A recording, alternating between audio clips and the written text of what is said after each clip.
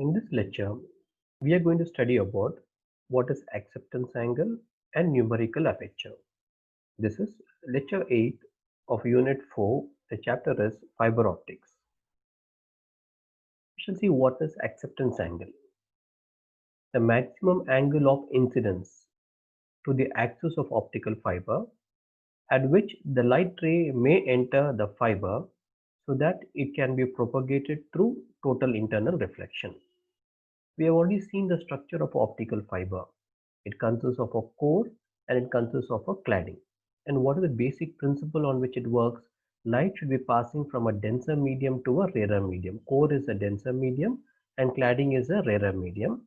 And the angle of incidence in the denser medium, it's over here, theta c, should be greater than the critical angle. But here we are talking how to launch the light into the core.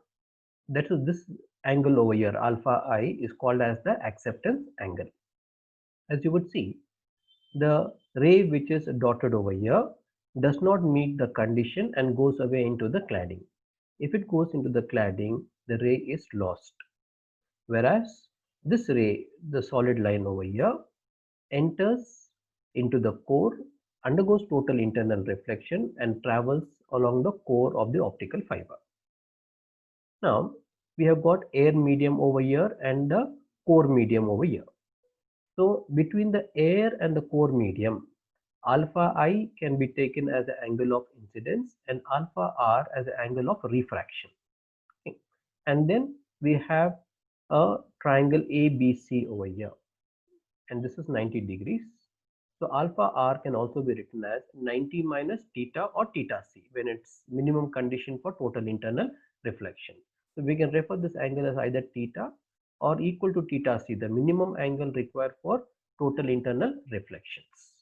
And this is where we have the acceptance angles. Now, light is launched from a medium of refractive index n0, and we know n0 is equal to 1 for air, into the core of refractive index n1. The ray enters the fiber from air medium at an angle of incidence alpha I at the point A. The angle of refraction at A is alpha R. This ray undergoes total internal reflection at B. B is the core cladding interface at an angle theta. The minimum angle for total internal reflection is theta should be at least equal to theta C, called as the critical angle. Now from the triangle ABC we can see alpha R can be written as 90 minus theta.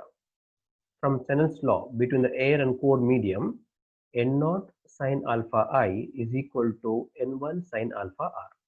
From this we can write an expression for sine alpha I, which is equal to n1 sine alpha R by n0. Alpha R can be written as 90 minus theta, and we know that sine 90 minus theta is cos theta. We can take it as some expression number 1. If theta is less than theta c, the ray will be lost by refraction, that is, it goes away into the cladding. The limiting condition is theta should be at least equal to theta c. In such a condition, let alpha I is equal to alpha I maximum.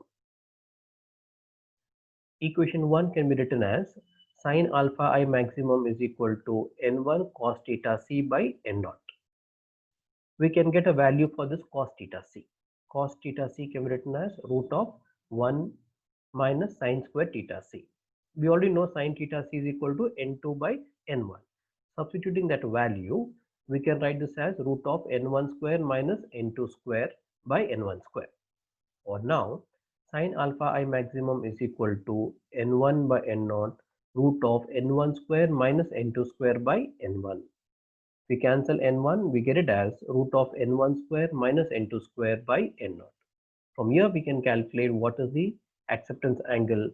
Sine alpha I maximum is equal to sine inverse of root of n1 square minus n2 square by n0.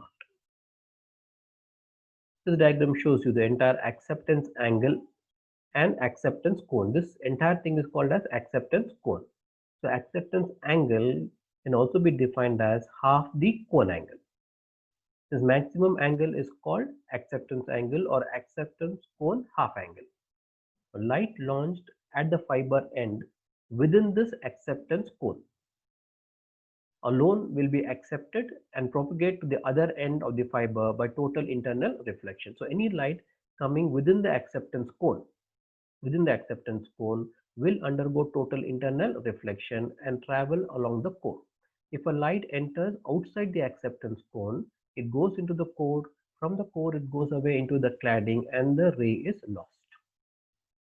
Next, we can see what is numerical aperture. The light gathering capacity of the fiber is expressed in terms of numerical aperture. The numerical aperture is equal to sine of maximum acceptance angle.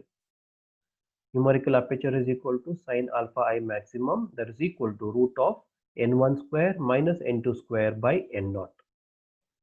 We can write this root of n1 square minus n2 square as root of n1 minus n2 into n1 plus n2, where we have taken n naught is equal to 1.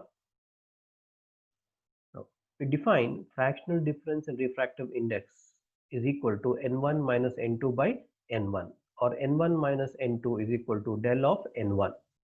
Substituting equation number 4 in equation number 3, we get numerical aperture is equal to root of n1 minus n2 into n1 plus n2. So we are substituting the value of n1 minus n2 as del times of n1.